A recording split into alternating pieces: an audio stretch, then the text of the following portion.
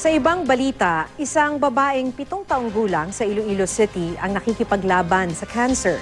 Dati nang naoperahan ng bata pero lumala pa ang kanyang lagay. Kaya naman patuloy ang kanyang paghingi ng tulong. Makibalita tayo kay Ninita Hobilla ng GMA Iloilo. Mangyak-ngyak si Elena Friales na matanggap niya ang tulong para sa 7 taong gulang niyang apong si Jennifer Friales. Galing ang tulong mula sa iba't ibang donor at ipinadaan sa GMA Network. Sa murang edad, nakikipaglaban si Jennifer sa sakit na cancer sa mukha. Hindi pa matukoy ng mga doktor sa Iloilo ang uri ng cancer cells ng bata.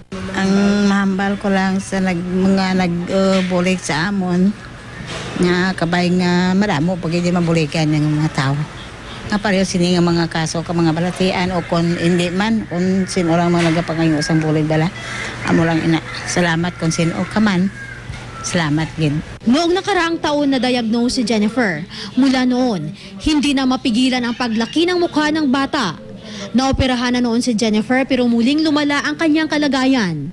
Ipinarating ng mga doktor na nangangalaga kay Jennifer ang kanyang sitwasyon sa GMA Iloilo dahil hindi na raw nila kaya sa lokal na ospital ang kinakailangang operasyon ng bata.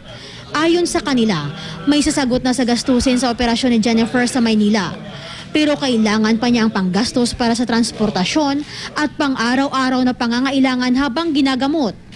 Laking pasalamat ni Dr. Catedral na may mga kapusong nagparating ng tulong. Madamo gini salamat, dako ini ang ginhatag nila. So Jennifer will be leaving anytime, probably tomorrow or sa Saturday.